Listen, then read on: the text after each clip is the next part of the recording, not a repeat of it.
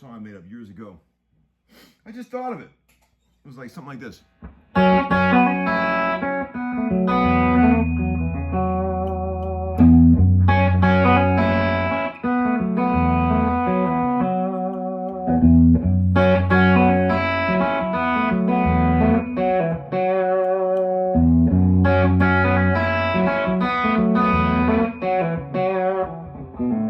Something like that.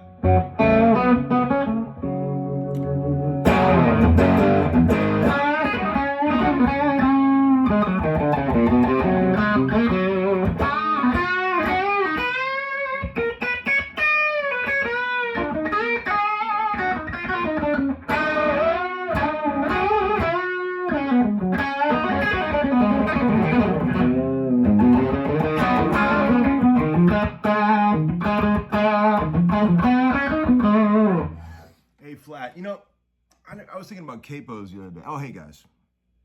Homeskoolin, number 97, with little Tommy Bukovac. The session man from the NEO, man. I was thinking about capos the other day. I was using a capo. Or as they say in England, capo. And, you know, I didn't even own a capo until I was like in my 20s, man. All these guys down here, these Nashville guys, you know, these songwriter types, they can't go anywhere without a capo, and they know their cowboy chords in every key, right? When they slide it around. But we didn't have capos when I was a kid. Well, we had them, but I didn't know about them. And I learned how to play all the chords, you know. Well, I'm kind of glad I did because, you know, I try to use a capo only as an effect when you really need it. But you know, I feel like when you're playing old R&B and stuff, you know, if you ever use a capo, it never sounds correct or authentic. You got to learn how to play all those chords in the weird keys, right? So I don't know why I've gotten that subject, but I got other things to talk about. I don't have my list in front of me, so I'll be scattered even more than usual today. But anyway, hope everybody's good out there. Got a crazy week starting out. Today I'm at noon. I got to be at a session. I'm doing a session for Kebmo. You guys know him? He's an amazing artist. So that'll be fun. And I was going to tell you about this crazy thing that's going on. This brand new idea that was hatched by my dear friend Ron Bryce, who owns the best club in Nashville, Tennessee, called Third and Lindsley. You guys ever heard of that one? It's man, before I had kids, I used to hang out there so much. I had my own bar stool in the corner. I was there every day, and I loved that place, and great people who work there. And Ron's a dear old friend, and I love him to pieces. And he speaks very cryptically over text, and he just wrote back. He wrote me a text the other day that said, "What number are you on your homeschooling?" And I said, "I just did 96." And he said, all he wrote back was 100. And I said, "You sneaky devil, I know what you're up to." He's proposed the idea of doing a little show there at the Third and Lindsley to celebrate the 100th episode. I'm going to turn this noisy guitar off. which I think is a really cool idea. And he's got all the streaming set up so he can stream it everywhere. And sadly, because of COVID, the maximum occupancy of the club is only 170 people. I mean, the club is big and it holds a lot more people than that normally, but 170 is their max. But I'm thinking, we talked about April 9th as being our show day. I think I'll have all 99 previous episodes done by then. And I was thinking, put a little band together and play like an hour-long set of some of the favorite little opening jams, you know? I'll go through, maybe you guys should go through the old videos and tell me which ones you think would be good for, you know, to play live, if we did like 10 of them. You know, there's a couple that jumped to mind. I remember, for some reason, I really liked that one. That was, remember that one? It was like, remember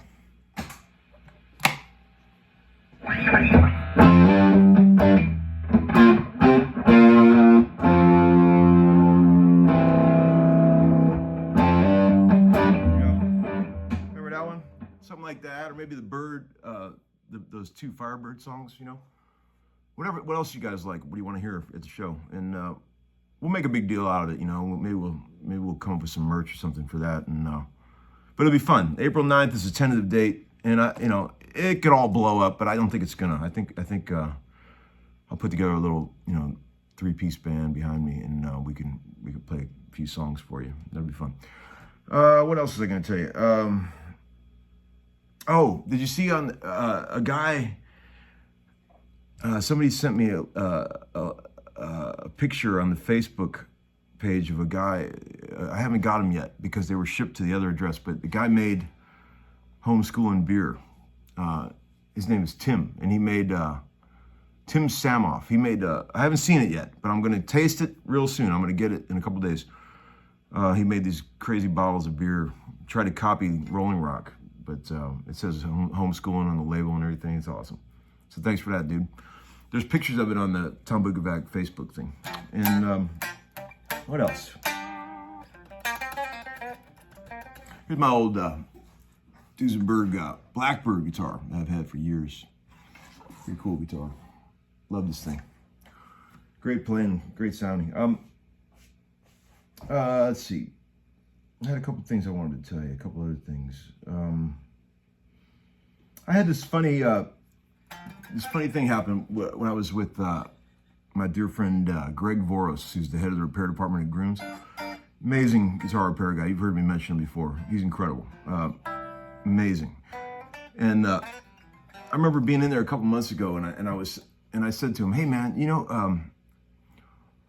I said, "I think I discovered this little trick that works great for tuning, because I'm, you know how obsessive I am with tuning. I mean, in my older days, in my younger days, I would stay up all night working on guitars, obsessively trying to get them in tune. I've got a bit of OCD about that. There's so many little tricks you can do to get guitars really in tune. And one thing I discovered, this is kind of crazy. When you get a set of strings on a guitar and it's acting funny, right? Like it's almost going in tune, but it's not. Assuming that the guitar is set up right, the nut is filed properly, like I told you need to do, and the bridge is in the right place. There's this one little thing that I've been doing that a lot of guitar players don't know about, and I thought I discovered it, but of course I didn't. But when you, like on an acoustic or an electric, when a guitar is acting a bit fidgety and it's just almost going in tune, but it's not, I take the string and right at the bridge where it breaks, and I push it down and bend it, crease it right at the bridge, go across. And I also do that right at the nut. I bend it real hard so there's a crease. And I'm telling you, man, I don't know what it is about that, but it just settles the whole guitar down. Like I've had acoustics where I've been trying to get them intonated, and like the G string's a little sharp, and you can't adjust it, of course, because there's no adjustable intonation. And you bend that string, you push down right at the bridge and bend it, and it goes right in. I'm telling you, man. So I thought this was my own little trick that I stumbled on, and I went up and told Greg about it one day, and he was like, "Oh, dude, I do that on everything." He was like, "Yeah, that's a must." And I was like, "Really?" I thought I was the one that came up with it. He goes, "Dude, man, that's a must. I do it on every guitar because it just seats the string right." So you get what I'm saying? You just bend it, push down and bend it right where the saddle, where the string hits the saddle. I'm telling you, man, there's something about that. I've told a couple of my session buddies about that, and they're all like, yeah, it does work. You know, a little tip from the session man, your crazy uncle. Let's see, what can we talk about today? You guys know how to do the those crazy harmonics that I was doing on that intro thing? You probably know how to do that already, but it's a cool trick. You take I just take my index finger, play a note. Let's say we play the E, right? Take my index finger, put it right on the fret, 12 frets above, and then I pluck it with my thumb underneath, right? Can you see that? Right?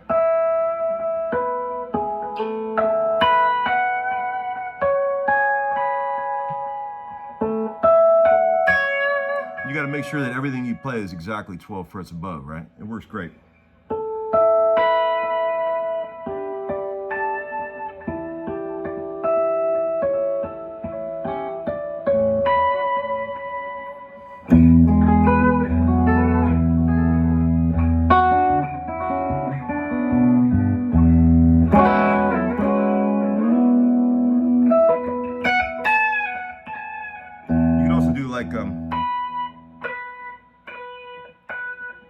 You can get some other ones in there too. It's kind of hard to do on this guitar. If you go up like to the other, the same way you would go. You do that. It always works better on the bridge pickup. It's really hard to get them on the neck pickup. I don't know why. Chet Atkins was big on that. Eric Johnson's great at it. Who else does that really good? It's a cool effect. It's a really cool sound. I really like it. You know, the sort of harmonics. And also, too, another thing, I think I've talked about this on an earlier episode, but let me say it again. If you want to imitate a whirly, another cool thing you can do, a whirly electric piano, Wurlitzer, you can play a chord, right? You got to have tremolo on it, of course. But if you pick it, exactly 12 frets above.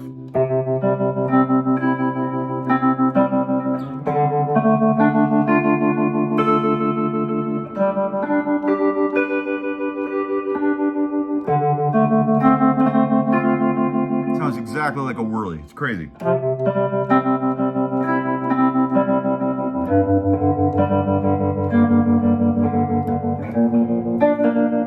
that cool? Cool trick. I remember my old buddy Greg V showed me that many years ago. You guys know Greg V? Showed me that a long time ago. I stole that from him. I always like to give credit where it's due, you know. I think that's it for today, guys. So think about what songs you guys want to hear for the big 100th episode show. Some of your favorites from the old days, you know. I thought probably maybe that one, you know. Remember that one? That might be cool. The old Firebird Lullaby. That might be fun to play. I forgot the rest of them. Anyway, okay, have a great day, guys. I'll talk to you real soon, okay? Bye-bye.